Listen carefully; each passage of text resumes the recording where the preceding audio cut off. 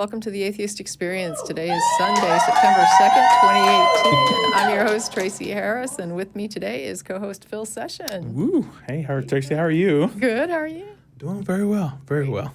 The Atheist Experience is a production of the Atheist Community of Austin, which is a Texas nonprofit educational organization dedicated to promoting separation of church and state and positive atheist culture. I want to throw down the invitation to join us for dinner this evening after the show at the ACA studio at the Free Thought Library on Canning Lane.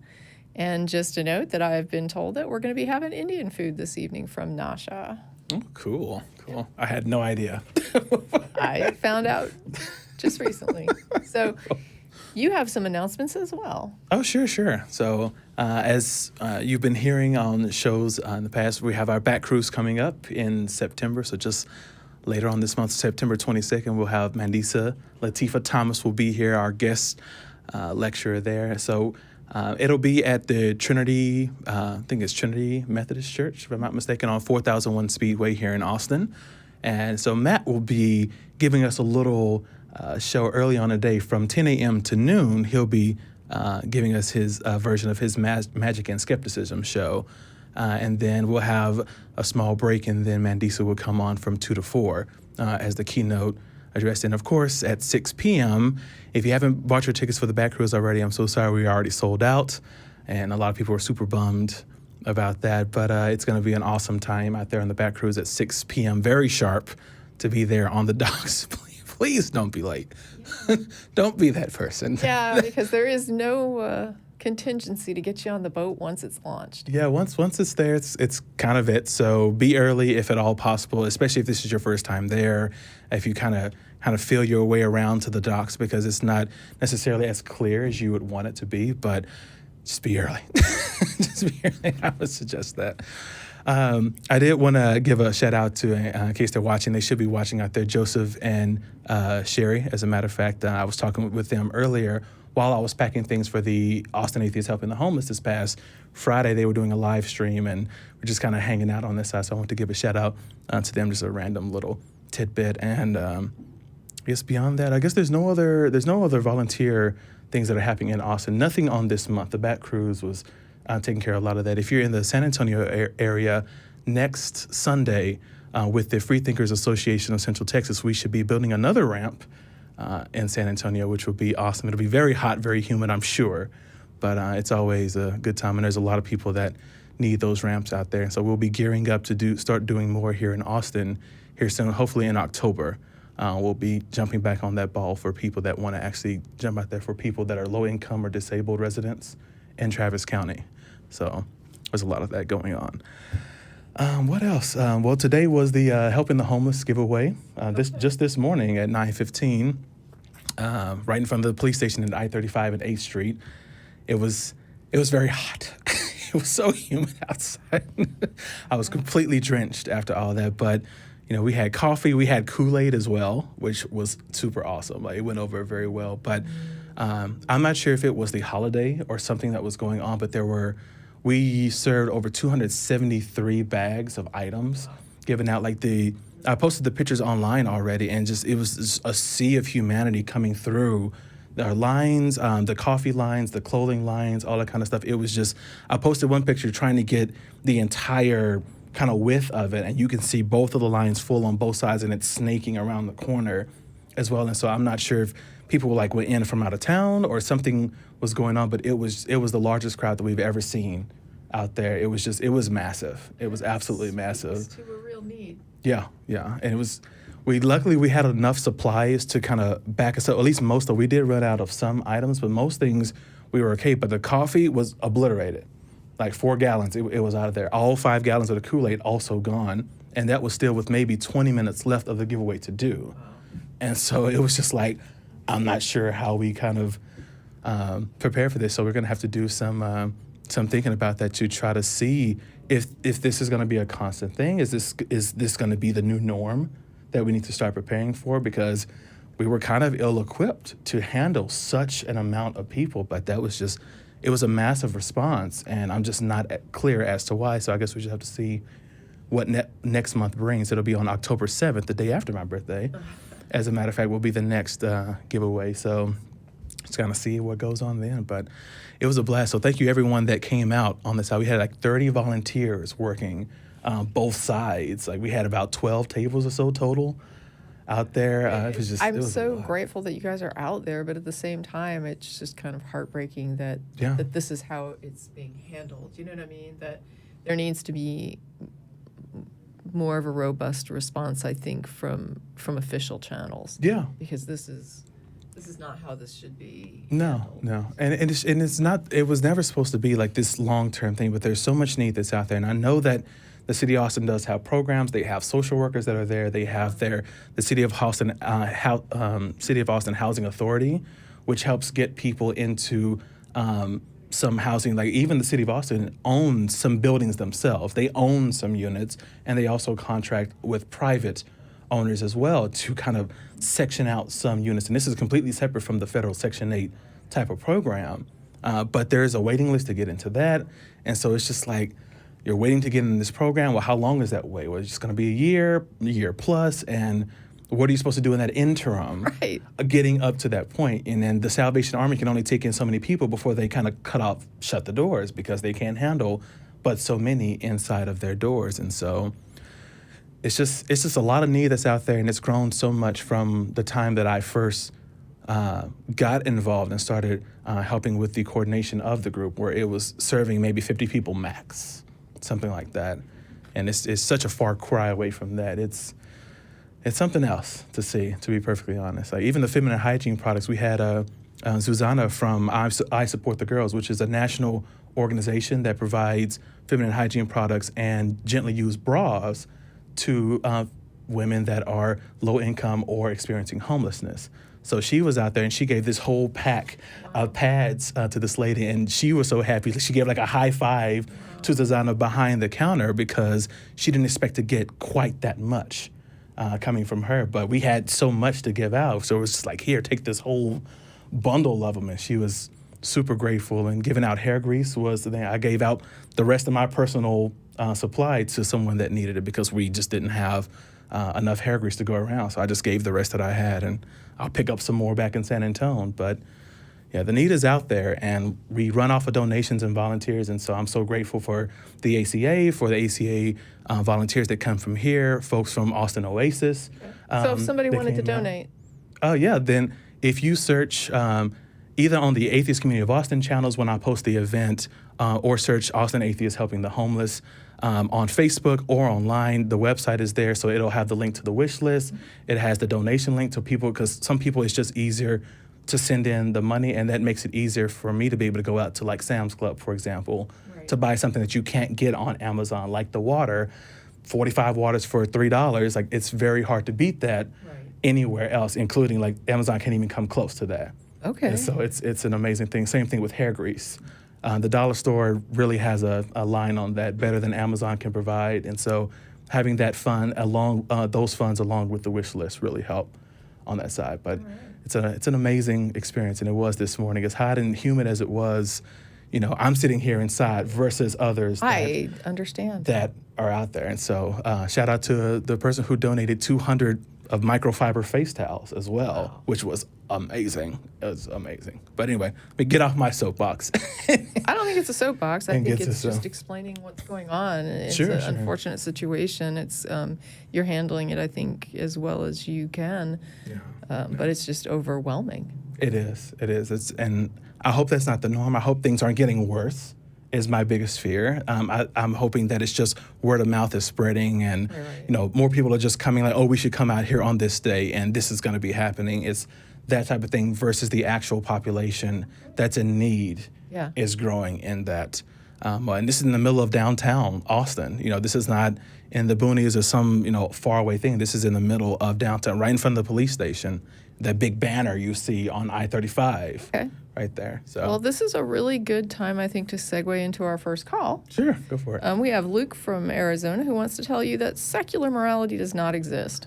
Got it. Luke, you're on with Tracie and Phil. Hey, nice to be on. Hey. So I've been trying to I'll try to be as fun and straightforward with this. I've been trying to look up on the superiority of secular morality, especially from Matt's videos. And I noticed that he always goes into this defense of it by saying it's consequentialism and a preferential treatment of certain things. But that seems kind of irrational and quite religious for me. Is there something I'm missing in that? Because it seems like if secular morality is just choosing what you want to be the case or preferring to be the case, and then just making the imposition on that, that doesn't sound like a superior position. I guess, well, before we even start, is this a question that would be best directed to Matt, or is this specific to Matt's explanation of how he defines and deals with morality? Because I just have to warn you that it's not like a comprehensive thing, that all atheists do not view the issue in the same. It's not like a religious edict where it's sort of rolled out to the masses because Matt said it. So if this is a question specific to Matt, it might be good for you to call when Matt is on. Does that make sense? You disagree with Matt. So maybe would it be better if I asked for your assessment of what morality is, or do I have to start over? Because we could start with what your assessment of morality. Like, what are you defining as morality? Because that may help us out. As a Christian, as a Christian or myself? Is there a difference? Well, I mean, I'm a horrible, selfish person of myself, so. Right, but you still would define. I mean, if you're using the word morality, what do you mean by that? Well, I'm referring to the notion that. Well, I'm referring to a deontological concept that actions are wrong in and of themselves, not necessarily by the consequence that they produce, and that is illustrated by the divine inspiration that God has revealed to us, that He's revealed into us by our nature and also by His Word. So you're saying that if a person thinks something is wrong to do to other people, that you start with the assumption that they are getting that information from a God? No. But I thought you said it was inherent to the nature because of God. Well, it's kind of a combination of both, because on the one hand, He has given us a certain notion of right and wrong, but He's defined it very clearly in His Word. Right. So what you're saying is that if I interpret something as right or wrong behavior for human beings, that I get that inclination from God. Not necessarily.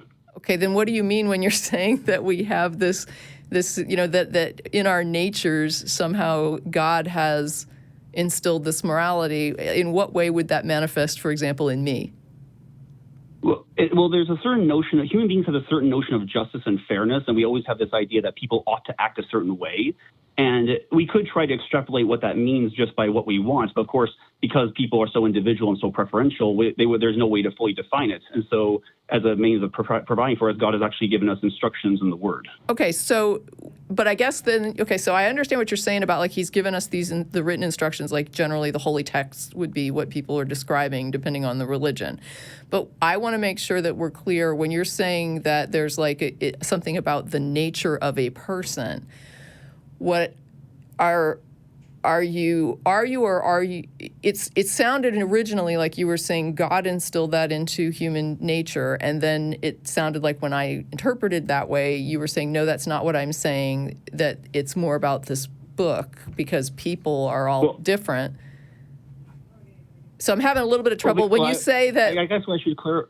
If I'm not using the book, and God didn't put it in my nature, and I still have an idea of what is right and wrong, would that not match with your idea of a secular morality? No, because that would imply that certain preferences have been chosen and imposed upon reality, which is what I'm arguing against. But you said morality was about being able to call actions right or wrong. Yeah, actions in themselves right or wrong, but not the consequence of them. Okay, so if I have an idea of what I think is right or wrong, and I don't go to the book, and it's not in my nature from God, wouldn't that be a secular morality? Has that been proven? Well, I would have to then go further. Well, there are secular people who think that there are things that are right and wrong who don't subscribe to biblical morality, so I assume that they're utilizing a secular morality.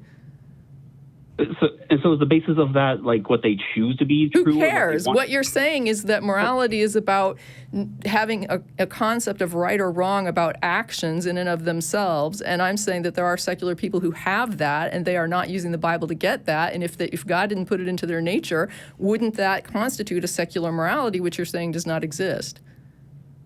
But it doesn't. But we haven't established what secular morality was yet. I mean, that's the point. We haven't established. You said that you define morality as like somebody having an inclination about whether or not an action is right or wrong. Did you not?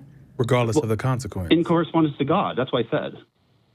So what you're basically saying is that you only define morality as something that includes a God. Well, yeah, in a godless universe. Okay, so then, I would have to say that, yes, secular morality does not exist because your definition of morality makes the God necessary to that. So by your definition and what you consider morality, there's nothing I can give you that would be an explanation that would be a secular morality, because you've already basically said if it doesn't include God, you reject it as falling under the label morality. So why even have a conversation? So secular morality is not, but so you say secular morality is not unified or bind by anything, as you said, by Matt's definition of it. Yeah, there is no requirement, I guess, to adhere to like atheism doesn't throw down a morality that everyone who is an atheist must adopt. Right, people have their own experiences. That's another way of saying. Like they have their own. That's another way of saying that secular morality doesn't exist. No, it's saying that lots of secular people have secular morality. It's just not necessarily unified. It's just like saying that there are Christians that argue about whether or not certain things are moral, and they believe they're all following God. That doesn't mean that Christian morality doesn't exist. It means that people have a unique perspective on morality and how we should interact with one another. But I'm not arguing on the preferential effects of people wanting morality to be true. I'm saying that morality is independent of our preferences. And if there is no God, morality technically does not exist because the universe has no purpose or direction. Right. Based on how you view it, I would have to agree. I don't view it that way, but if I viewed it as you did, I would agree with you. So how do we determine which one of us is right? Show me your God. And I would argue, show me your morality. Well, I don't define morality like you define morality. You reject my definition of morality, so we're at an impasse. Well, then how can we have any conversation about We this? can't. Because that's what I'm saying. How can we have a conversation when you have already said that in your mind morality requires God to be part of that definition, and I'm saying my morality doesn't have that, so we're not talking about the same thing when we talk about morality. So if I can sit here and explain to you how I view the world and how I view my interactions with other people, but you don't call it morality, so what's the point? So if I argue as an atheist then, and I say, well, why? And is that true? Because if I became an atheist and I want to know what right and wrong are, I guess what I'm saying is, why are you arguing? Because I'm agreeing with you. But you're not. But the thing is, but if you're agreeing with me, then I'm right. Then secular morality does not exist. Right, because you define morality as having a requirement that God is involved. And what I'm saying is, if that's how you define morality, then you've already kind of defined secular morality out of existence. And so, yeah, you're right, but I don't agree with your definition. But it doesn't matter because you can define it however you want. And so so apart from Christian, like if I had no imposition as a Christian to say, well, this is the case, what would be the determining factor of what moral codes are true? I'm not sure that a, quote, moral code is true. I mean, what you're talking about is a list of rules, and I don't think morality is a list of rules. What is it? So, but how is it not a list of rules? If it's like you're saying what is right and wrong, you're basically trying to dictate rules on the universe. No, I'm not. The rules would roll out of principles. So morality to me is about principles. The rules are not the morality. They're the output of a morality. That would be a deliverable. Been proven then? Huh? Have these principles been proven then? I don't know that there's anything to prove. I mean, I can demonstrate that they exist, but I don't know if that you would necessarily have to subscribe to them. Oh, I would like that, though. I would like to know how to prove these principles exist. Okay, so for example, fairness. Would you agree that fairness would be a metric of morality? Oh, well, if I'm starting from zero, I have to. If I'm starting from zero as an atheist, I'd like to know where I'm going from here. I'm asking you a simple question. Do you think that fairness is part of what would be a human interaction that deals with right and wrong? As a Christian, I would say yes, because I believe human beings. Right, but what I'm saying is when people are trying to decide, if you ask a person, you say, here's a situation, and you have to judge whether you think these two people have engaged, right, or anybody has been wronged. Do you not believe that people, secular or Christian or otherwise, are looking at this as was the interaction fair? Don't you think people use that as a metric to determine whether or not something they've observed is right or wrong? Wait, what? When people are judging an interaction and you're asking them, was this person treated rightly or wrongly, don't you think that it's fair to say that when people are judging that, what they're really thinking in their heads to some degree is, was this a fair interaction between the individuals? Were they treated fairly? Well, I'm arguing from the principle that God exists, though, and you're arguing. No, you're not. You said, what if I take an atheist position? What if I toss this God thing? Now talk to me. And so now I'm trying to talk to you as somebody that says, okay, I'm not going to come to this with my preconceived stuff because you said you were going to set that aside so that I could talk to you about this. If you're not, okay. Okay, so if I'm not, I can't say because I don't know what the principle is. What you're saying is, how do people judge right and wrong interactions between people? And I'm explaining to you that fairness is a principle that people use to judge whether or not somebody, when you go all over the world, everybody understands the concept of whether or not they've been treated fairly. Were they somehow treated unfairly, or were they treated fairly? Fairness exists in cultures all over the world, that concept, that principle. Now, what constitutes a fair interaction is not the same from culture to culture. But the concept of fairness exists, and it doesn't just exist in human beings, it exists in other species as well, such as dogs and chimpanzees.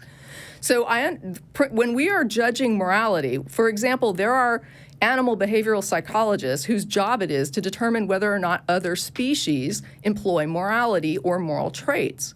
When they do this, part of that is trying to define what are human beings using when they're using morality. When they're defining morality, what do they use? And one of the traits that's been identified is fairness. And that's why there's been research done to see if other species have a concept of fairness, and they do. And that concept of fairness isn't even the same between species, right? It's like weird changes in how they view what fairness even means.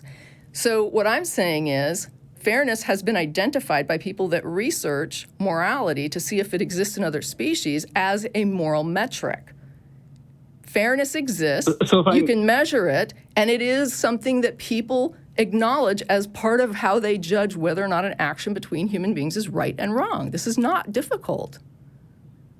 So fairness is a principle that exists in of itself with no other ties to it. Just we human beings want things to be fair, therefore. No. It's not about want. What I'm saying is dogs and chimps also have this. This is an evolved attribute, right? Social species are social because they work in groups. We have metrics that allow us to work in groups that other species that are not social do not have. Other social species outside of humans exhibit similar types of traits in this same way that help them to cooperate as a group. In order to cooperate, you have to be able to have a concept of the other as being similar to yourself, to be able to judge what they may or may not think or what they might or might not want, how they're interacting with you, if they're a threat, if they're not a threat. And there is this concept of I've been treated fairly or unfairly that comes along with group interactions, and it seems to be an inherent thing for social species. There's research on this that you're welcome to look up. But that's what I'm trying to transfer this over into action, because the existence of this is trying to make the existence of this. Right, but if you're looking for a list of behavior, right? But whatever when you could put 20 people in a room and show them an interaction, and you can have like a lot of different responses about whether or not it was fair or why. People are going to judge it differently because you have all these other inputs that go into people and their experiences and their lives and what their ignorances and things like that are going to come into play with how they view that interaction. So they're not all going to have the same assessment of it, but they do have this concept of fairness. Now, to me, when you put those metrics together, things like fairness, things like obligation, things like equity, empathy, those types of things all come into play to build morality. And when a social individual has those things, they use them to judge whether or not an action was right or wrong in situations where people generally think that someone has been wronged, right? And somebody else might step up and say, well, I don't think they were wronged, and I think that it's like this, and I think they should have done that, or they did. And so there's all these things that they'll be assessing. And there's all these things about themselves that go into those assessments. So when you're looking for a list of rules, I don't think that that's really what it's going to come down to. So if I was starting at square one as an atheist, and the principle would be because we see fairness in nature, we therefore ought to be fair to each other. No, I'm not saying that at all. I'm saying that fairness is an inherent attribute of social species that makes them sort of recoil in offense when they're treated unfairly. And they will respond How is that different to than that. what I just said? Because what you're describing is sort of like it exists in nature, therefore it's right. I'm saying it exists in nature, therefore it is. It is. It's a reality that we live with. When somebody treats you badly, you're going to react like you've been treated badly. If someone comes up and starts beating you in the face, you're not going to say, well, do I just, have this preference of not being hit in the face? Or no, you don't want to be hit in the face. You don't know why this person's come up and started hitting you in the face. You don't know why you're being attacked, and you're going to act in different ways. You're going to run away. You're going to defend yourself. Depends on who you are. But the point is, that inherent sense is not just like some, namby-pamby reference of preference in my head. This is something that actually is an innate, evolved trait that exists not just in human beings, but other species as well. And those metrics, I kind of want to just say, go and look up animal behavioral psychology into testing on whether or not other species have morality or moral traits, moral metrics, and they have done a lot of work in looking at studying how people judge moral dilemmas and things like that to try to figure out what is it that people employ when they're defining morality and whether or not these things exist in other species. And it's just simply the part of us that allows us to socially interact as a species. That's all it is. It's nothing mystical about it. But no, I wasn't saying there was anything mystical. But if I'm starting from ground zero and I forsake all my beliefs, like this very minute, and forsake Christianity, the principle is because something exists in nature and in man simultaneously, it's therefore an obligation to fulfill. That's not what I said. I'm saying that you have 5 fingers. It's not an obligation to have 5 fingers, but you have them. You have a sense of fairness. What you do with that is up to you. Wrong? I think I've had this conversation. Wait, haven't we had this conversation before? Because you sat there before, and I'm remembering this now. And you wanted so bad for me to say that this was moral imperative and moral obligation. And I was like, I just kept saying no. And the call went nowhere because you could not understand that simply pointing out that this is a reality doesn't mean that I'm saying whether or not you should or should use it or how you should or shouldn't use it. I'm simply saying that we are social species. These metrics exist in us. You can no more escape them than you can escape the number of fingers or hands or arms that you're born with. It's just an attribute of what you are as a member of this species. So the reason why we lock people away in jail is because they violate those universal realities? Hopefully it's because they're a danger to others. I wouldn't want to lock people up if they weren't. But I mean, in general, we lock them up to protect ourselves because that's our reaction to being treated unfairly. We protect ourselves. But animals hurt each other all the time in nature, though. Yeah, and they protect themselves. They will exile some members from the territory, knock them right out of the group. But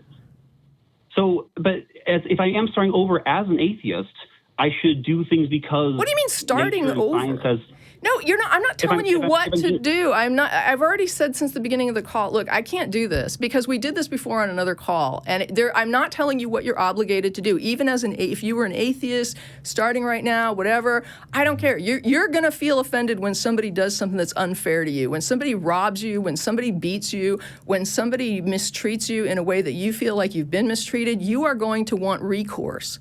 And so you're going to go to your group and you're going to say, hey, we need to resolve this because this person is harming me in some way. And I need some kind of restitution or protection or whatever. Or you all need protection because this person is a predator and he'll go after your kids. Or, it's like this is just, I don't know why this is so difficult for you, to be honest. It's like if a dog can understand it, why are you having trouble with it?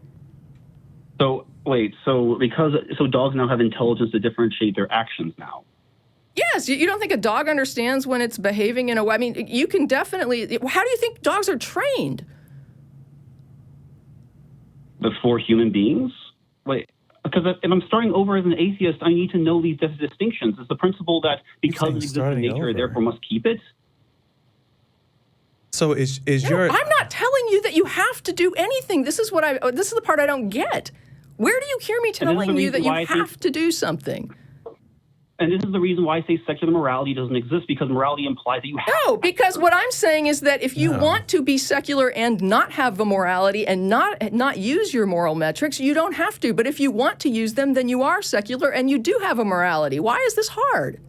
This is like the But that's simplest not morality, thing. that's preference. It is morality. It is a secular person It's using the preference. moral metrics. It's preference. It is not a preference because it is innate. And asserting that It's like coming saying from a deity. it's like saying I have a preference to have 5 fingers. I don't. Just because I can cut my fingers off doesn't mean having 5 fingers is mere preference. I was born with them, and no, I'm not cutting them off, and it doesn't make having them just a preference. But actions are not the same thing as biological physiology. I'm talking about how people choose to act. And you're saying that it's all completely up to me.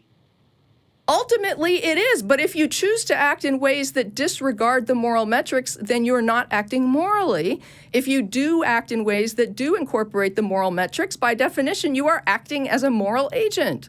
This is not hard.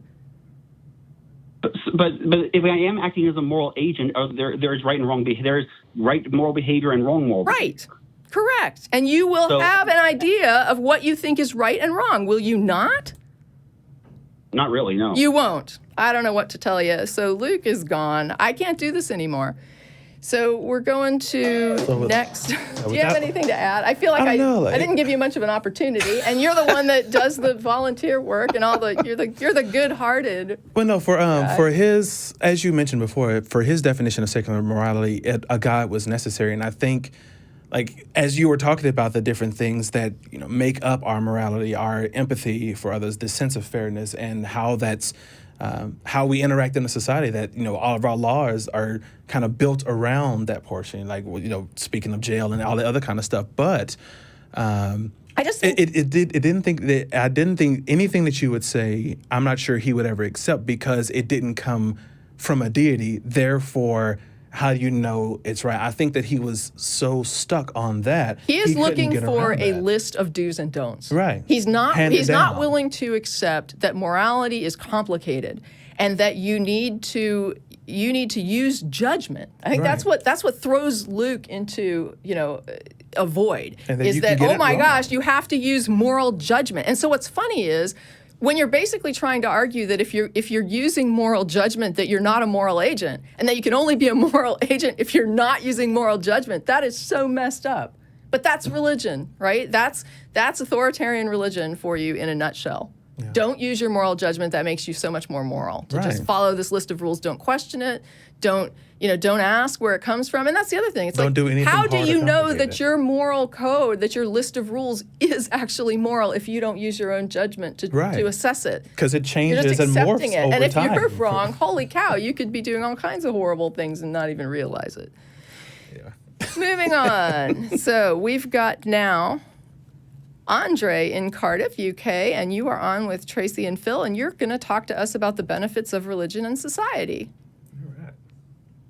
Can you hear us? Andrei? Is Andrei on the phone? I show him on the air. Hello. Hi. Yes, I can hear you. Can you hear me? Hi, yeah. Okay. First of all, congratulations for the show and for all your wonderful work, for opening the minds of the people. And secondly, I would like to discuss just about what I've reached as a conclusion. Can you still hear me? Yes. Sure. Go for it.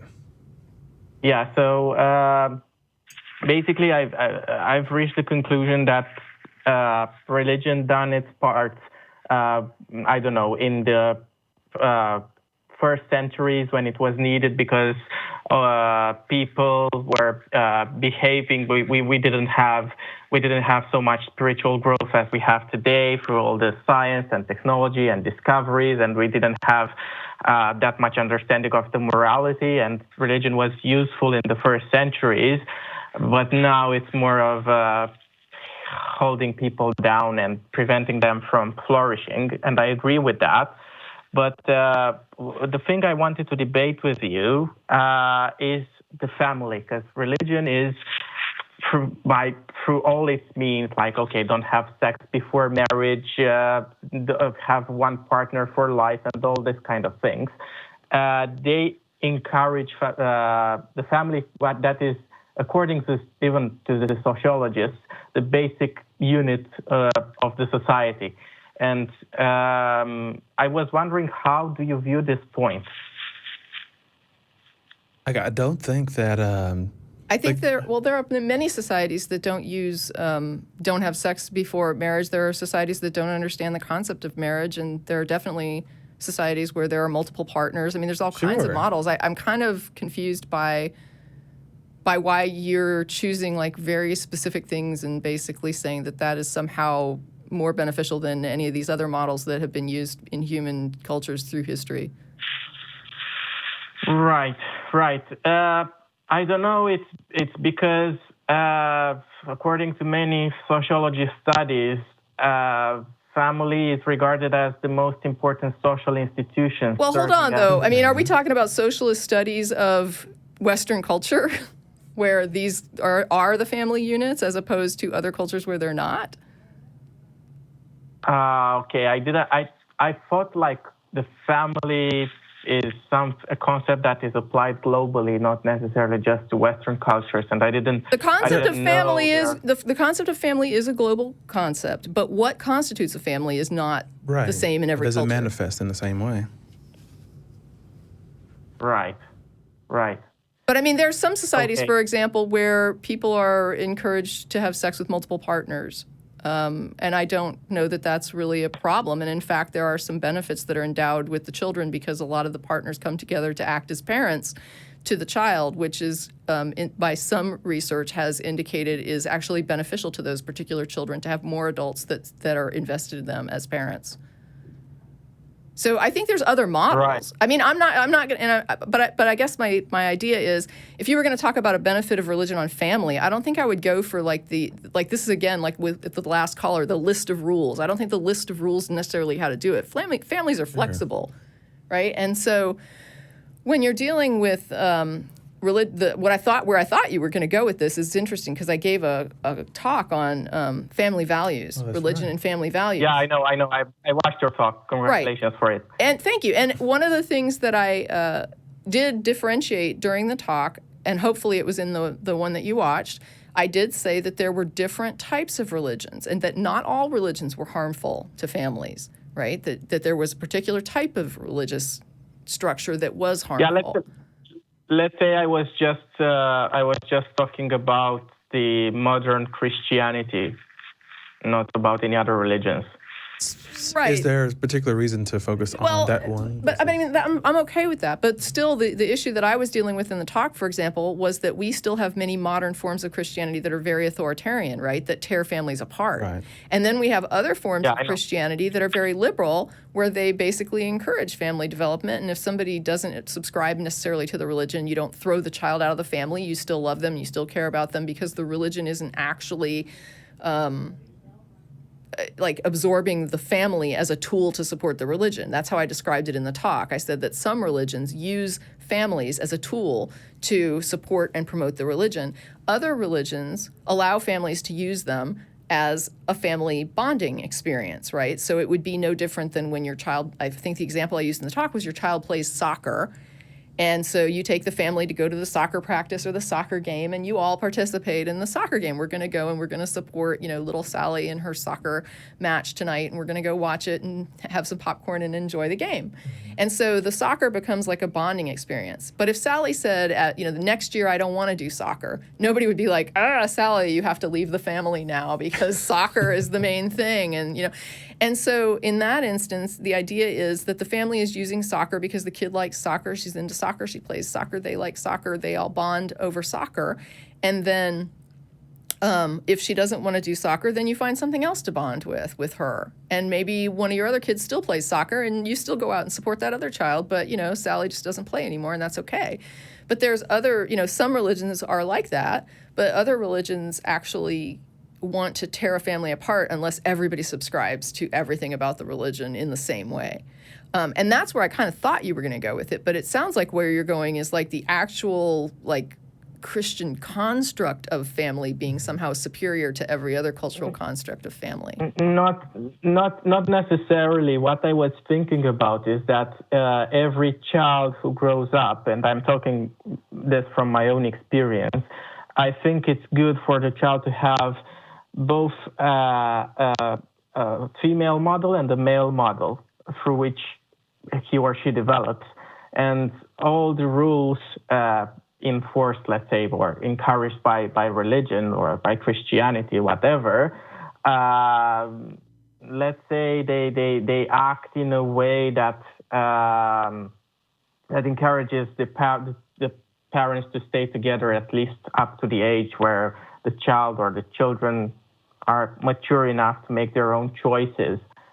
I'm actually not down with that. I'm really not down with that at all. That leaves so many portions open, especially if people are unhappy in a marriage, that like it's not, I wouldn't say that it would be preferable for people, like an unhappy couple, to stay together on that, where they're making each other's lives miserable, and that can, also seep into the children in their lives and the way they perceive what marriage is supposed to be in relationships. I mean, just to give you a couple of examples of, like, for example, I posted something about this recently. I have a friend who was divorced, had a young son, and the divorce was amicable.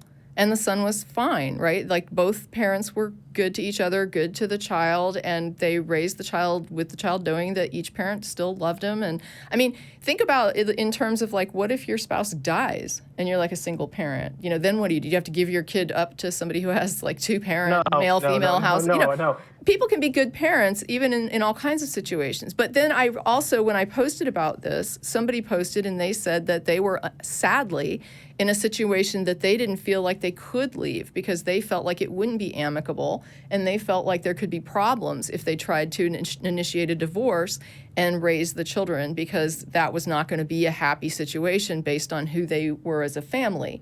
And so if a person is in a situation where they can't say honestly to their partner, this marriage is not working, and I know we have the children, but can we be mature about this and be amicable about this and think about the kids, and you and I will get along and we'll still love the kids and still be respectful to one another and friendly to one another, and and be able to do that. I think people should be able to do that. Now, whether or not they actually can is another matter, because you can't control your partner. You can only control yourself. If you know you have a person that's on the other side of that is just not going to handle it well, and you can't get out of it without them, for example, fearing that they're going to use the children as pawns or whatever. I totally understand a decision to stay miserable and stay married, but I don't think it's optimal. Right, and so many families can exist. Like, there's a lot of secular families that will stay together, form strong bonds, and have that familial connection for the rest of their lives, and they didn't require religion in order to get that. It's just something that they agreed upon mutually and wanted to do and engaged in going forward. But also within what he was talking about, that the optimal situation would include having a mother and a father. It's like, well, where does that leave those of other sexual orientations in this worldview? Because it sounds like there was a preference. And it reminds me of a comment that I heard Jen say one time, where she was saying that, like, Jen is another host of the show, and she is a lesbian, and she has a spouse or a wife, and they are raising a son who's probably somewhere around 10 or so. I don't know. I'm not sure exactly what his age is, but she basically responded to that idea of male role models by saying that her son has plenty of male role models. Like, one of the things they do is they take martial arts. Like, the boy takes I'm pretty sure he's going to see plenty of male role models at the martial arts, events. And they have friends that are men. They have relatives that are men. They have all kinds of men that are, around this boy all the time. So it's not like he's going to go through life and never see, men that could potentially show him, like, what it means to be decent and male in this society. Yeah. I agree with all the points that you've said.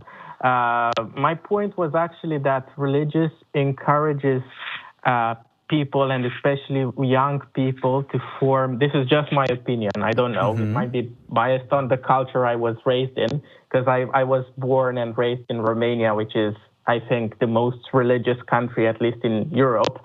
Okay. Anyway, and I think that religion encourages young people at a cultural level, even if they are not practicing.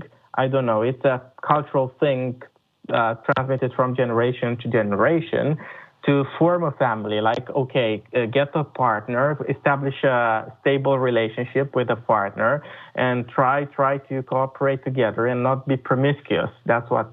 Yeah, but see that word promiscuous is such a judgment, and I know you're just trying to have a conversation and you're trying to be open and honest about your views, and I want to just tell you I appreciate that. I do appreciate it, and I do understand it, and I believe it. You come across as a sincere personality. Sure. So I believe that you're being completely sincere in this call, but the idea of promiscuity is like a bad thing. I definitely am not down with that at all. I don't like the word promiscuity because it comes with all kinds of negative connotations, but the fact is that sex is an activity. We are social, sexual creatures as human beings, and I think that people should be adult enough to allow for open sexual relationships and connections beyond just like one person. I'm not sure. I mean, I'm not saying that in places like what I was saying before, I'm not telling anybody to do it. I'm just saying that if somebody else wants to do it, don't flip out. And if your partner wants to do it, don't flip out. It's just, this is a normal, healthy thing. And I think that these ideas of saying that that somehow a person is doing something harmful just by having other sexual connections is almost to me like saying that they're doing something harmful to have other friends, right? I just don't see sex as this negative, horrible thing that people need to avoid or to restrict and control. I agree with you, but I don't know, psychology still demonstrated the fact that if you have, let's say, 100 partners, this might lead to depression. And I personally know people, even males, who had like 100 partners and they went depressed, and I don't know. Okay, it's very hard to separate out the social structure, right? So we have a society here in the U.S., for example, that even we don't really look too kindly on these types of relationships. Polyamory is not highly accepted here, but it is making some inroads. Yeah. But what the problem is that you don't have many options because it's such a limited thing. I know people, for example, who are in open marriages who can't be out about it. I mean, this is how bad it is, where the two people involved are open about it. They agree to it. It's between them. It's no one's business. But that's not why they're not open. They're not open because they know about the social judgment and social pressure that they're going to get if they come out, and the judgments that people are going to put on them.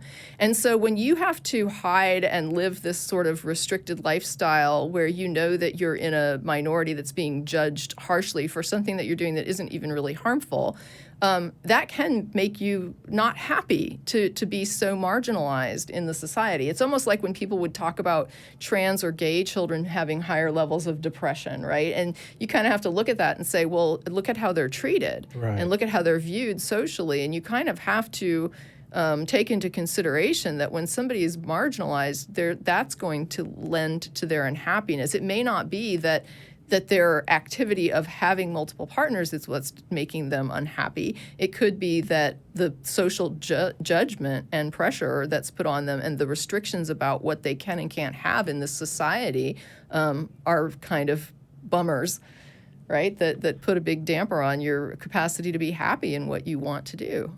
Yeah, because I know that people in the past would cite the suicide rates of children that come out as gay in very religious families, or folks that are trans, like how much they have to deal with, and that leads to depression and many more suicide attempts. Like there's a big thing, but it's not necessarily because they were part of the LGBT spectrum that did that. It was society's reaction to who they were, right, that led to a lot of that depression and a lot of that unhappiness with themselves, with their lives, et cetera. And so it wasn't but it could be, depending on who was talking about it, they can portray if you're gay, they're so depressed and you more likely to commit suicide. Well, it's like, well, if this is society that's around you that treats you like this and will kick you out of your house, physically or verbally abuse you because you don't fit in with the model of our religious a particular sect, that is a larger factor on it. And I think that gets kind of overlooked a lot. And also there's some interesting surveys of married couples to ask them, if you could have other partners, would you? And the rates of yes response are very high among both men and women. It was I was surprised that so many people would admit to it, even in an anonymous survey. But also, I mean, I don't think there's many marriage counselors going broke in this country, and I don't think that divorce courts are, don't have full dockets. I mean, here in the U.S. anyway, even though people report that they're happier, there's other information that makes it sound like they're happy, even though they may not be fulfilled in ways that they would like to be. It might be that they're content enough, but I tend to think that people should have optimum happiness if they can get it. Yeah, and that means different things to different people. It may be being in a monogamous relationship for one person when someone else has a different idea of what would make them happy. And as long as people are adults, they're consenting individuals into that relationship, everybody's on the same page. Do you enjoy yourself, be happy, and it doesn't have to... And I guess what I would say, Andrei, in response is that I would rather have a society that just supports people in the things that make them happy as long as they're not harming people. Sure. And if that's, like what Phil was just saying, if that's a monogamous relationship for you, I think that's fine. We should support you in that. If that's a polyamorous relationship, or if you're monogamous and your partner's polyamorous, it's like, however it works for you. If you're gay, you're straight, you're trans, I just think that we need to support people in the things that they would like to do that sort of help them express who they are. And that's what I think ultimately makes people happy, is being able to be themselves. Yeah. So you argue the fact that there are people who don't find happiness through channeling their whole energy in a long-term committed monogamous relationship. Right. And there are people who are happier having multiple partners. Because I don't even think an open marriage would be very healthy to raising a child, at least not up to a certain age. Why? I don't know if it's just my ideas, because of the time because the child needs to have his parents or her parents to have as much time spent with him or her. That's what I think. So I don't think I don't think polyamory means you don't spend time with your kids. Right. Yeah, but because you take time to date other partners and you channel energy. Don't you think that parents should... Wait Wait a minute, though. But in a family where there's mom and dad and a couple kids, don't they get date nights? Yeah, you're right. No, that's cool. I appreciate your honesty, Andrei. It's they very have personal refreshing. time, together. Okay. Well, you know what? This call has really gone on. So I like the call. That's why it went on. It went on because I enjoyed the call. Thank you. But I do want to get rolling. And thank you for your call, Andrei. That was really good discussion. Thank you. Thank you. Okay. And next up is going to be John in Arizona, who wants to know what being an atheist means to us. Hi, John. You're on with Tracie and Phil. Yep. How you doing? Good. Doing well. I'm gonna let Good. Phil. I did have a question for both Tracie and Phil, and I wanted to ask if you both identify as atheists. Yes, we do. Okay. And then, does that mean for you that you hold like a affirmative or like a positive belief that God does not exist? No, or is it more I don't make the assertion. Lack of belief? Just a lack of belief in a deity or deities, but I don't make a positive assertion. And for me, it comes with like an asterisk because it depends on how you view a positive assertion. So I'll tell you what I usually give people as an illustration, and you can tell me where you would place me. I tend to look at the claim God exists with the same level of, like, I guess, commitment that I would look at fairies do not exist. And it's for the same reasons. And so if you view those two claims as like a positive or affirmative atheism, then I would be an affirmative atheist. If you view those claims in the sense of not being affirmative, then I would be not an affirmative atheist. So it just depends on how you view that. So for Phil, it's pretty straightforward. He feels that he lacks sort of like evidence or measurements and whatnot to believe, so therefore he does not believe. And I agree with that. I agree with that 100%. As far as like, yeah, we don't have the measurements. We don't have measurements for fairies either. And I would say fairies do not exist.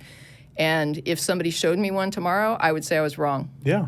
So if it depends on how you look at that. So if you think that makes me like, an affirmative atheist, then I'm an affirmative atheist. If you think that it doesn't, then it doesn't. It depends on how you're viewing it. But that's my explanation of how I look at the question, does a God exist? Okay. So for Phil, how does that atheist term that you identify with, how does that differ from agnostic?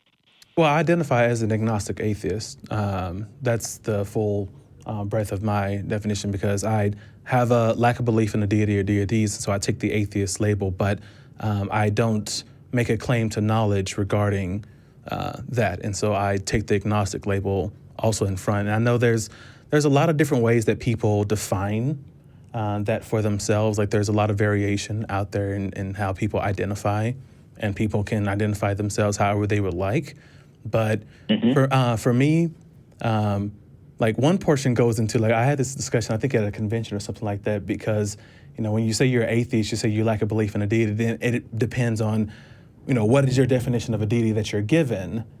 Because some people come with like, oh, it's just the universe or something like that. And it's just like, well, that's not quite the same. But as far as the definitions of God, the traditional definitions that I've been presented with so far, the ones that I grew up with, the different Christianity sects and the different religious beliefs that I've been exposed to, I'm not currently convinced by what has been presented that a deity of those types exists. But there's people that have all kinds of definitions for what a deity is, for what a God is. And so I can't definitively say that someone might come up with a definition that's of like, oh, okay, that makes sense. But that gets into a lot of gray areas. And so I try to keep it as simple as possible with agnostic atheists. But I'm not sure if that makes much sense to you. Sure, thanks. So I guess both of you do not consider it impossible that God exists or a God exists. You both lack the evidence to believe that it's true. Right, yeah. I think that's a fair assessment. Sure.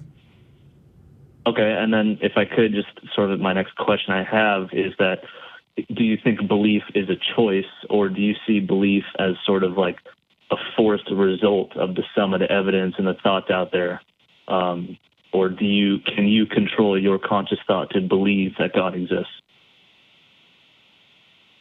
I think that like for me, it was, for belief, it's either you're convinced or you're not in a certain thing. So for fairies, am I convinced or am I not convinced that fairies exist? And currently I don't have the evidence to believe that, so I don't have a belief in fairies. I'm not sure if I can come back and like force myself to truly believe that fairies exist. Either I'm convinced by something or I'm not, and currently I'm not convinced by such a thing. Well, how about God? I mean, are you? For me, the example, if this helps, the example I use is the idea of standing on a skyscraper and trying to believe that if I leap off, I'm not going to die.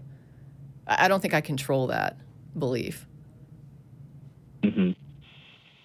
Okay. All right.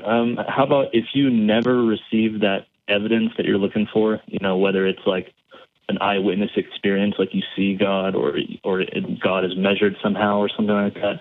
If you go your whole life and never receive that, do you think you'll ever choose? Well, I think you don't believe you can choose to believe. Right. I personally do believe I think I can choose to believe something to a certain extent. But do you think if you never see that evidence, do you think you will ever choose to place your faith in Jesus? Since you're going to die anyway, don't you think? I mean, do you think it'll ever enter in your mind that maybe I should just do this anyway because I'm going to die, and if it's true, then if I don't believe, then I'm not at all. No. I went through cancer with my husband, and it never occurred to me. So I don't think being on my own deathbed is going to make much of a difference. If I didn't appeal to God, through that, when you love somebody that's dying from cancer and you don't think to ask a God, I think that's a pretty good test that you're not going to ask a God. And the other thing, and the way you posed the question to say, choose to believe in Jesus, To be perfectly honest, my question would be, well, why that particular deal? Like, there's so many that are out there. Why would, even if I could choose a belief, why would I choose that one above going, say, let's go Shiva instead? Well, that's, I remember somebody saying, like, what you should understand. do is look at who's got the worst hell. Okay. Like, who describes the very worst hell that you'd want to avoid, and maybe, you know, throw your lot with that. Okay. But I mean, Interesting I metric. just think there's all kinds of, you know, somebody that's more of a glass half full might say, choose the one that gives you the best rewards. You know, I mean, I don't know. I personally, it's just, to me, it's not something that I even think about. Right. Yeah. I mean, that's an interesting perspective in terms of choosing the worst hell. It's kind of, I mean, maybe I could see someone doing that, but if you think about it, sort of. I mean, at least it's some metric versus let's just choose this one just arbitrarily because, versus actually saying like, hey, you know, who has the worst hell? Like, how do you judge that? You know, what degree of temperature do they set the fire at? You know, in this particular one, you know, it's a very interesting metric. But sorry, that's an aside. Go ahead.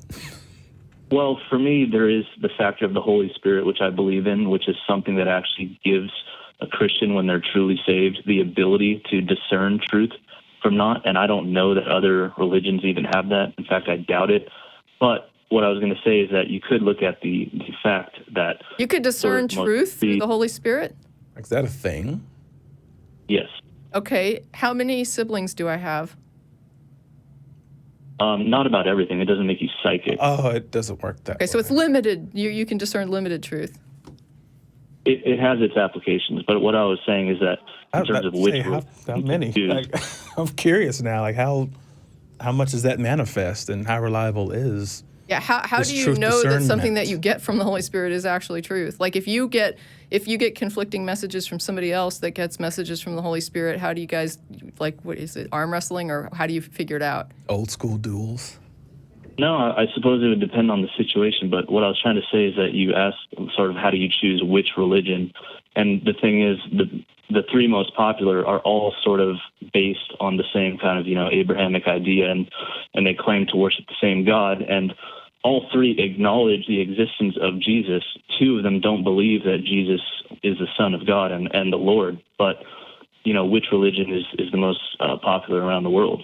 So I was thinking that Buddhism might be a big one. I'm checking right now. See the large. So it says here Christianity, Islam, and Hinduism, and then Buddhism. Because I was thinking there's not that many Jews, really, because they don't proselytize. So it's actually... Yeah. I'm sorry.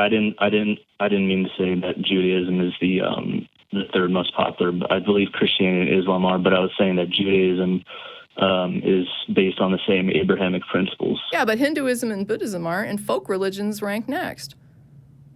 I believe one of those even mentions Jesus as well. So you have all these religions mentioning Jesus, but only one of them. Hinduism and Buddhism are well before Jesus. Well before Jesus. I don't think that's true. Yes, that's absolutely true, dude. And Hinduism predates your Bible. So, No, yeah. I believe either Hinduism or Buddhism is an offshoot of Hinduism, right? It's a branch of Hinduism. Post year 0 or 01. No, they're not. So quick Googling on Yeah, that. I have to do a quick Google because that's absolutely not right. Okay, no problem. Yeah, I personally. Yeah, don't know much about it. 563 years BCE. So that would be your BC. Mm-hmm. And Okay, that was, well- Buddhism? And that, like I say, that's a offshoot of Hinduism, which predates that. Mm-hmm. Okay. All right. Well, thank you for answering the questions. Sure thing, and thank you for Yeah. calling and asking them. Sure. We appreciate your call. Thanks, John. All right. Have a good one. You too. Yeah, I'm not sure the number of people that believe it constitutes. Well, I don't know if that's where he's going. Who knows where he's going with it? Well, he said like the three most popular religions all have. Yeah, but I mean, they're all affiliate. I'm like, because they morphed. I mean, when he's talking about Judaism and Christianity and Islam, they're all offshoots of each other. I mean, they're evolutions of one another. So it totally makes sense that there's going to be these three religions that all hinge on. It's like saying that Buddhism and Hinduism are based on the same, based on very similar. Well, yeah, because Buddhism broke off of Hinduism, so let alone of course the power and the killing and the heretics and everything that went along with that dynamic to grow that, to make sure that religion stays in power in the first place. But just argument ad populum. It's interesting to hear. It is. But anyway. Okay. Who's next? We're going to Adam in Bellevue, Ohio, who is on with Tracie and Phil. And you want to know, why do gods need any text at all? No reason for it. We should not rely on any holy books. And I think we're in agreement. So what's going to be discussed? So I mainly hang out on Patheos.com, talking with other atheists and sometimes the occasional theists.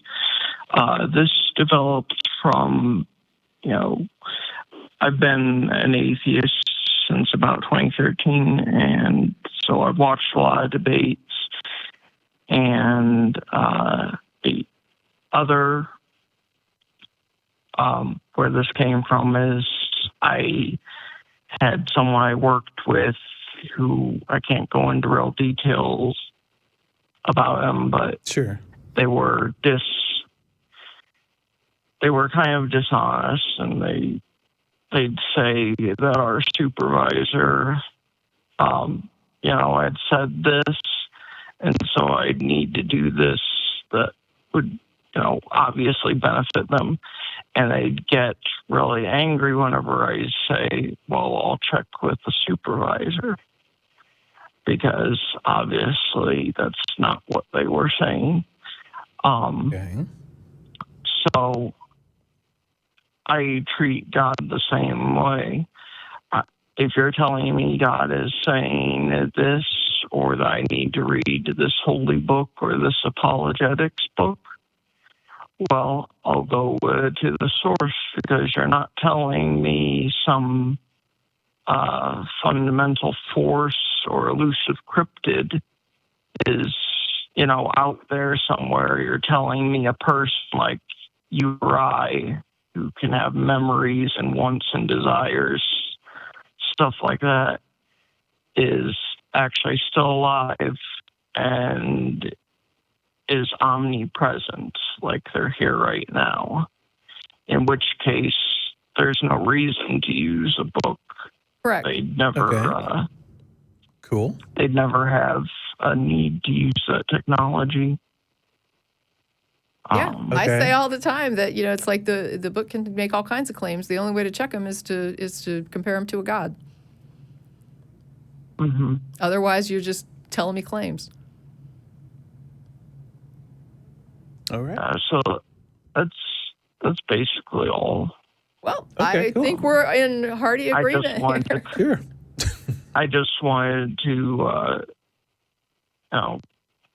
just let more people know it's not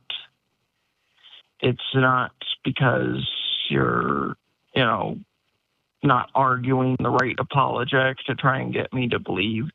It's just it's what you're arguing for, that there's no reason to keep you as a middleman. Right.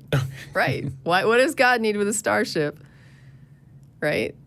Well, what does God need with a book? Right. Sure. Yeah, I mean, that would be the analogy. Right. That's what I'm saying. It's like, if you're God, you don't really need that. Or with a missionary, or any of that. I think by having those things, you're following the tropes of every other religion that the gods have to have, some text that is their revelation. They have to have prophets in that. Mm-hmm. But I think with keeping those things, you're kind of forgetting the qualities and what logically follows from that of what you're arguing for. If they're never going to die and they're not spatially limited as we are, they're never going to have a need for a book or anything like that. Yeah. It's like having a story in which Superman doesn't catch the villain because the villain flies away. You're kind of forgetting Superman's powers. Okay. Well, I appreciate your thoughts today, Adam. Sure. And thanks for your call. All right, it was fun. Okay, I've been cool. trying to get on the show for a while. Okay. All right. All right. You well, made it. Thank you. And we're going to go ahead and move on to Beni in Seattle, Washington. You're on with Tracie and Phil, and you want to talk about how to spread atheism in Africa? Hey, Tracie. Hey, Phil. What's going on? Hey, not much. First of all, thanks for having me on the show. I've been listening to the show for quite some time. And so, yeah, I have a question. But before I get to my question, can I just give a quick preamble before I get to my question? Is that okay with you, Bill? Sure, if it's quick. Yeah. Yeah. So just quick thing. So you have the caller Luke, and I think Luke was basically a proponent of divine command theory, essentially. When you strip down all the Dunning-Kruger type language he was using, essentially this is divine command theory. It is good because God says it's good, Right. and it's good because God is necessary for it to be good. It isn't a system of moral assessment. It's Right, not at all. System of obeying. Right. Yeah, so- Following rules. It's that a were list handed of down. rules. It's not a Right. morality. I agree.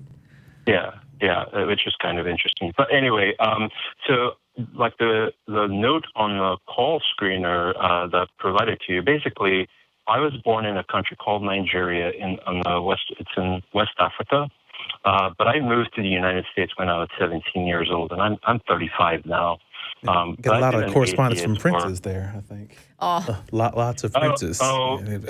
yeah. Are you a prince? No, 'Cause that would be so wish cool. I was a prince because I would like to retire. Because I've got my credit card on the You way. know, I've here Yeah. sent you that I small looked at payment my first. 401k, and I'm like, Okay. I'm ready to retire right now. All right. Sorry about that. Send your money to me. No, I get that quite a bit, so yeah, I'm used to it. So I've lived here for pretty much since I was 17. I'm 35. Been an atheist for 2 years. Okay. I spent a good deal of time studying. I work for one of the biggest software companies on earth, but I carved out time outside of my work to dedicate myself to reading the Bible, studying apologetics, counter-apologetics, paying to take courses on the Bible, both from the Hebrew Bible, the Greek Bible. I mean, I've done it all, right? So I have this wealth of knowledge that I spent some time acquiring. Now, when I talk to some of my friends and acquaintances who are of Nigerian or African descent that are Christian, I found that, I hit a stumbling block once I start to have conversations where I point out, hey, this thing you think it means, this is why it doesn't mean what you think it means. And, and I'll go even to the Bible and point out where the Bible doesn't say the things they think it says. Right. And, I just run into stumbling blocks. And I think this is very well documented. We have the backfire effect, even though that's in dispute in the field of cognitive psychology. But the question I have is, with African Christianity, especially the version of African Christianity that I was brought up in, it is deeply fundamental. It's a fundamentalist type of Christianity that I think would make most American fundamentalists run and pee their pants.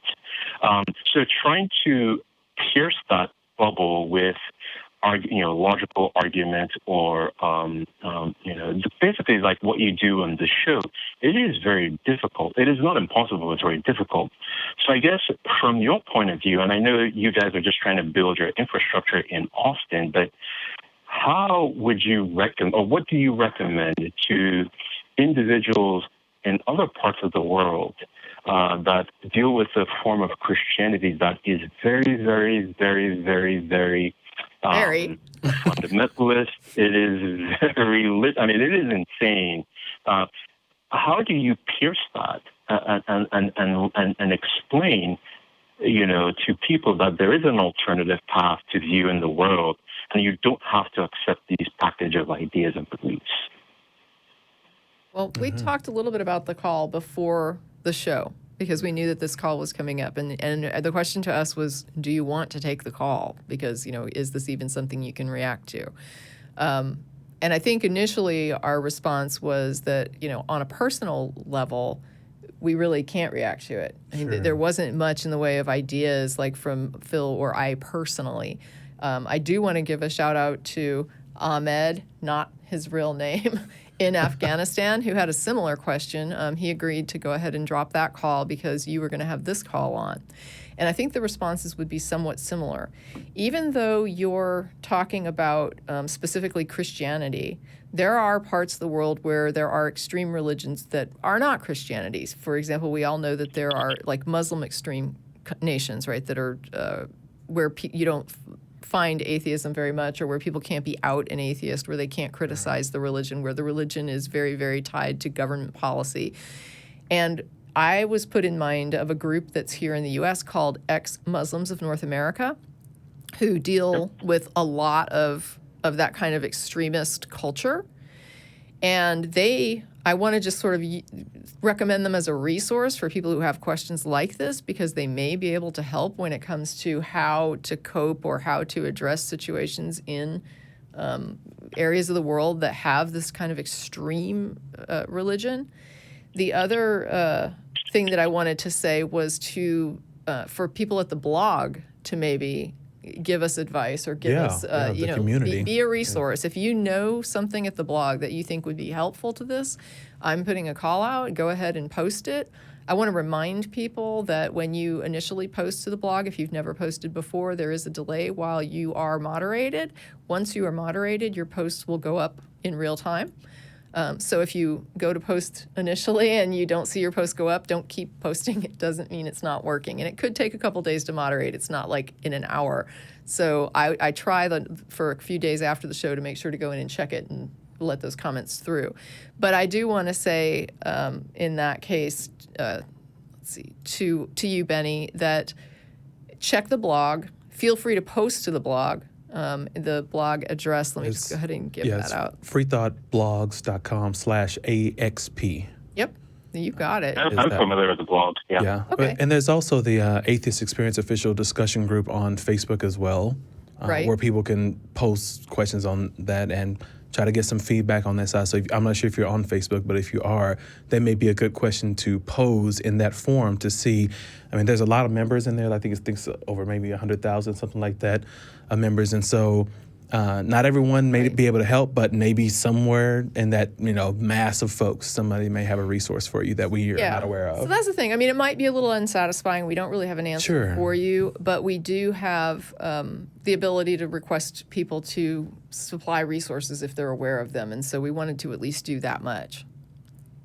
Sorry, can I just add one thing really quickly here? Sure. Yeah. And part of this is I totally understand that this is it's a difficult question, especially from a U.S.-centric point of view. And I, my intention wasn't necessarily to get you guys to solve the problem. You've given me a lot of great tips, and I think there's a path there. One thing I just want to add is, the fundamentalism in the part of the world that I was born and I grew up in, a lot of it is also backed up and strengthened by fundamentalists from this country, from the United States, who do a lot of mission trips, who send a lot of money, who lobby these governments to enact laws that criminalize LGBTQ, that criminalize thinking or saying things that aren't in line with the dominant religious view. Right. And I think it's important that folks here on this call and on the chat understand that Christianity, at least how it's practiced in much of this country, isn't necessarily benign.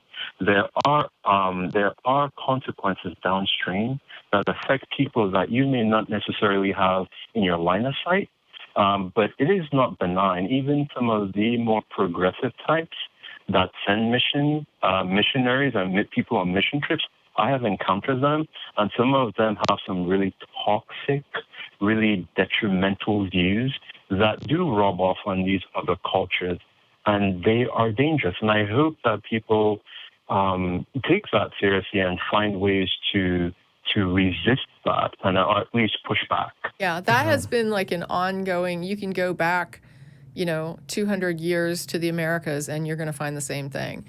And it has always exported some real horrible things to other cultures in Things the name that they of couldn't religion. necessarily get away with here, trying to enact, like, even though people try to do things like RFRA type of legislation. But yeah, I don't think that that type of exportation of those bad policies and how they can really affect someone's lives over there in countries in Africa, I don't think that gets talked about a lot. It kind of is to the wayside. It's kind of pushed on the side. I like, want people to know thank it, Beni but- for making the point, especially as somebody who comes from there, right? Because I've seen Christian sites and Christian responses to this where they're just like, oh, no, that's not because of us, right? That's not, nothing to do with us and our missions. And it's like, these things are global.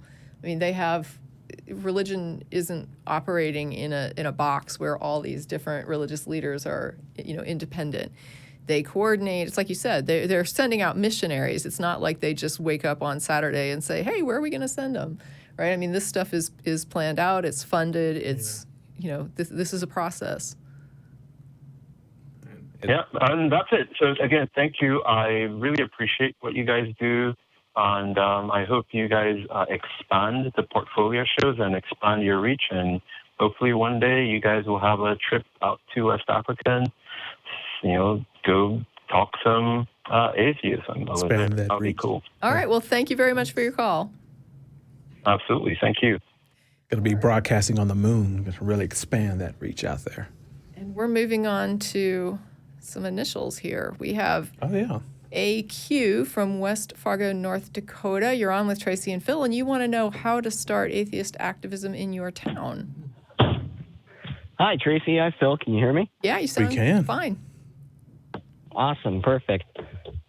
So I'm actually just a new college student and also, just a new atheist. I mean, you guys watching the show for only about a year or so. But, when I was a Christian, I don't want to say I hated you guys. I heavily disagreed with you guys. But and now that I've found my way into atheism, I feel as if I want to start promoting activism, especially on my own campus, because there's a predominant amount of Christian associations on my campus. And I just think that personally, it can be evened out. Okay, so you're on a campus, right? You just said. Yep. Well, the great news for you is that there's a group I'm seeing a few called the Secular Student Alliance, and they actually are in the game of helping people set up atheist activism on campuses. No kidding. No kidding. Yeah, that's a thing. So they work with mainly like high schools and colleges.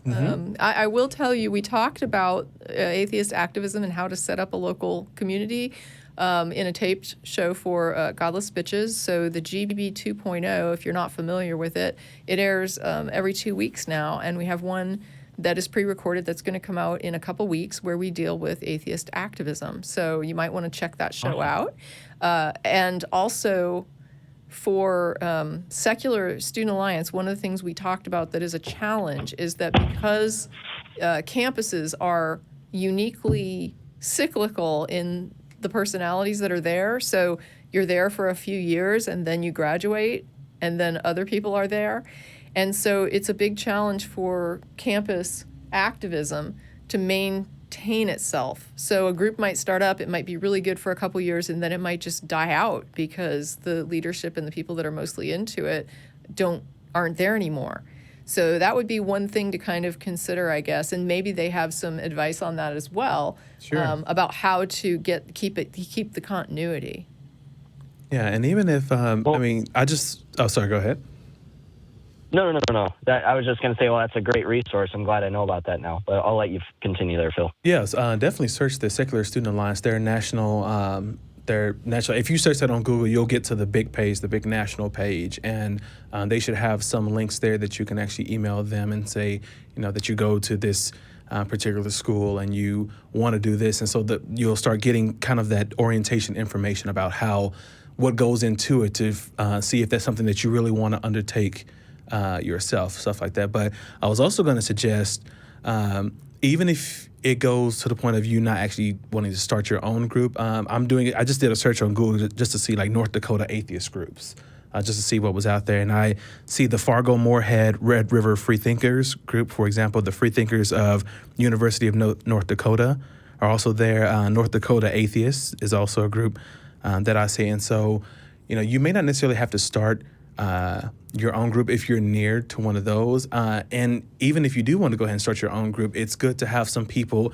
that are in that community that may be able to help with that, to help spread the word or whatever else. And so I would also suggest networking with those in your neck of the woods, using Meetup and searching atheist or freethink or something like that. But if you listen to the Godless Bitches podcast, it should air on September 15th, that Saturday.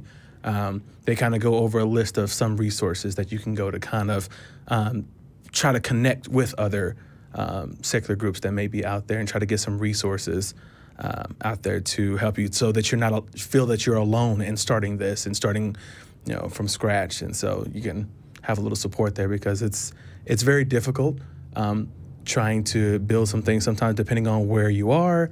I know for for the help in the homeless thing, when I took over, it was only 3 people that were there associated with it. And, it took a lot of, what are we going to do? Okay, let's jump on Facebook and let's start, making an ad, but we don't really have any money. Okay, well, $1 a day, that's the minimum. So let's put it out there and see kind of what happens, and kind of growing that way. But it was also talking with other Austin organizations, other atheist organizations like the Austin Oasis that meets every Sunday, or the South Austin Society of Humanists and Atheists, Sasha, or the Atheist Community of Boston up here, to see about, hey, this is going on and we need volunteers or something like that, kind of networking to get some resources, or at the very least spread the word of the fact that you exist. And so there's a lot that can go into it. And so I just say to, keep your head up, use those resources, find out what's out there, and kind of take it one day at a time. Yeah, and I think just personally for me, the reason I want to start it up is, as I kind of said, even out the playing field, I guess, as a interesting way to put it. But I feel as if, I feel as if, especially in my generation, I mean, I'm only 18, I feel as if this is a question, whether or not God exists, or, the topic of atheism and secularism. I feel that it's a question that just doesn't come to the mind of many people, at least that I know. And so if there's an organization out there, such as the secular student organization that you had mentioned, that was more localized in the campus that I'm going to right now, I feel that it would introduce people to a lot of new questions, Sure. that they might not address in their daily life. And it's not necessarily seeking out to deconvert everyone. It's more so just expanding and sharing knowledge amongst a community, because that's something that I personally have always valued. Yeah. Discourse, sharing knowledge and ideas, and I just think that setting up something like that, especially on my campus, would really open the minds of many people and allow the promotion of sharing ideas. This is going to sound... I would also kind of like to... This is going to sound like a very basic kind of question, but have you done a search for secular organizations in your area? Like, if you already looked to make sure that there isn't something. I have, and when Phil said he had Googled, atheist communities, and I know the Fargo Moorhead area, it's just... I at some level, I'm not in West Fargo right now. Okay. That's not where my campus is. I just don't necessarily feel comfortable saying where I am. All right, no, there's Sure. but there are a lot of euphemisms for atheism, and a lot of groups that cater to atheism, like humanist groups or free thought groups or Right. reason Secular. groups, secular groups, or even what is it, the Universal Unitarian. churches that are open to atheism, and so there are some. You want to make sure that you're kind of thinking creatively when you're looking for a group and not just looking for atheists. Yeah, I know what you're saying, and like and I have searched, and like the town I'm in is a little smaller, and like there. That's fine. I just want to make sure. Unless it's on like the 9th page of Google. Yeah. Definitely it's for an hour drive. For people that are interested in starting a group in their area, that would be step one. Make sure there is not a group already in your area. Yeah. So, For sure. Yeah, definitely. Yeah, but I definitely understand where you're coming from. It's on the 6th page of Google. Okay, right. I definitely understand what you're saying about like having the secular group on campus. Like I've been fortunate enough to attend several of the UTSAs, the University of Texas at San Antonio's. There's SSA meetings down there just to kind of see how they go, like what they talk about, what speakers they do, all that kind of good stuff. And it is a really cool thing. They also table during the week as well, which puts out awareness on campus that they actually exist in the first place. And so that's how a lot of people will get introduced to, the first people that match them, that they're secular, that they're atheists. And now they see this group and they have this banner out here and they're just like regular students chilling out behind the table saying, hey, what's going on? And they joined up, and that's how they get a lot of their membership, just tabling out there, letting other people know that they exist in the first place. But they've hosted like religious forums where they would have representatives from all these religious groups, including their own, there in just one big panel and ask questions as all these different religious groups would answer questions. And sorry, I'm overheating the mic. But I thought it was a very interesting outreach effort that they had, but also it exposed a lot of people to the secular perspective that they wouldn't have received otherwise within that forum. And so it was a really cool thing. So definitely reach out to the Secular Student Alliance and talk with them to see about, what would be needed to actually start that group. Sponsors, like every school is different. There's a lot of variances that come into play. And so reach out there and at least see what they have to say about that. And then tune in to Godless Bitches in 2 weeks about for even more resources. Yeah. All right. Well, thanks very much, AQ. Oh, AQ. It was just supposed to be Q. Oh. Because I don't even. You know what? Yeah. That is my bad because they always designate. Okay. They were just letting me know you're atheist, and I'm just like. Oh. Yeah. Okay. I see you. I'm not on it right now. So, all right. Well, thanks, Q. Thank you, guys. Bye. All right. Take care. All right. And now we have Matthew from Tampa, Florida. You're on with Tracie and Phil, and you want to let us know that Jesus was not a legend, that he's based on multiple accounts and other evidence, and he was crucified and resurrected. Is that about right? Yes. And we can probably say that if he was crucified, obviously he existed. So to not make this, a long thing, we can actually do that. I'm just a little bit sick. I'm so sorry about that. I'm sorry. Yes. Thank you. There's so much evidence, and 6,000 plus scholars agree, that Jesus existed and he was crucified. He was baptized by John the Baptist, and so on and so forth. Yeah, but they don't agree that he resurrected, and they don't agree that there were miracles. Okay. Yeah. And even if he did exist, that doesn't necessarily lend any credibility. Right. I mean, so are you just calling to say you believe Jesus existed? Is that all we're saying? And was crucified. Those two things. He existed and was crucified with 100%. With high probability, I can say. I will give you that it is the historical consensus that Jesus existed, and I do believe that most historians believe that if we take the bulk of what leads them to believe this, that they do accept a crucifixion.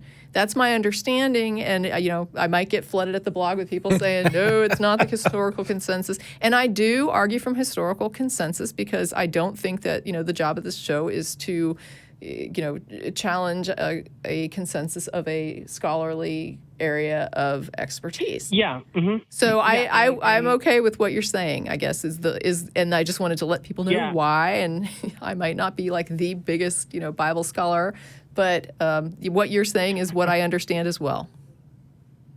Yeah, and again, something I always criticize Christians or anybody is, I do not like to argue from consensus because we have the evidence. So I don't need to quote, 1,000 physicists to say that the Earth is not flat, because I can show that the Earth is not flat without quoting anybody. So it is the same thing here. I can actually show that Jesus existed and he actually died by crucifixion without quoting, ignoring the 100% consensus that we have. Well, okay, wait a minute. Okay, let me just back up a little bit. Now, I'll grant you the consensus. I'm not going to grant you 100% consensus. No. That's not correct. Well, okay, so we need to be... paraphrase that. Okay. No, I'm sorry. Let me paraphrase that. Okay. 100% of teaching scholars is the number. 100% of teaching scholars with PhD. I would also caution against making an assertion of 100% of even teaching. Yeah, scholars. I mean, honestly, I don't know. I mean, I don't know that you're quoting stats. I don't know. It's like, okay, so let's just say we agree that there's a historical consensus. Jesus, according to most historians, they accept that he lived. They accept that he was, killed, crucified in some way. Okay, let's move on. Okay. Let me just back up a little bit. The consensus. So much for moving on. I'm trying to give you the point so we can proceed. No. Is because what I'm saying with the statistics is this. One of my professors, ex-professors, his name is Bart Ehrman. He actually wrote a book on the topic. Yeah, I've read Bart Ehrman. I've read Ehrman. I like Ehrman's stuff. I'm cool with Ehrman. I bet you do. Yeah, I bet you do. Yeah, and he has the number right there, 6,000 plus, that accept a lot of the things that he actually mentions in his book. Well, I mean, he agrees with it as well, right? I mean, Ehrman's on board with Jesus existed. Yeah, and with the crucifixion. Yeah, and he's the one. Okay. It's cool. He's the one who gives the number. He's the one who gives the number of 100% consensus. I'm not making it up. In his book. All right, I'm saying we're giving you that Jesus existed and was crucified. So let's move on. So now what? Where are we going? I mean, no, I was just calling to establish that. Okay. Well, I want to thank you for your call, and that was Matt. And that's a wrap for this show. And I want to thank the crew for doing an awesome job. I want to thank the audience. I want to thank the viewers out in internet land. I want to thank my co-host Phil. It was awesome. And to my family and to my no. But anyway, thanks to everyone. And once again, you're welcome to come on down to dinner here at the Free Thought Library on Koenig Lane in Austin, where we are, I'm told, having Indian food. Yeah, and also for those who didn't know, the library is open 7 days a week, and so if that's, I think if you're in the Austin area, feel free to come by the library to actually, leech off the Wi-Fi, grab a cup of coffee, just sit down on the couches in the back and chill out. The library, this is our community. This is what we do. So we are a thing. So come on out, and thanks for having me on.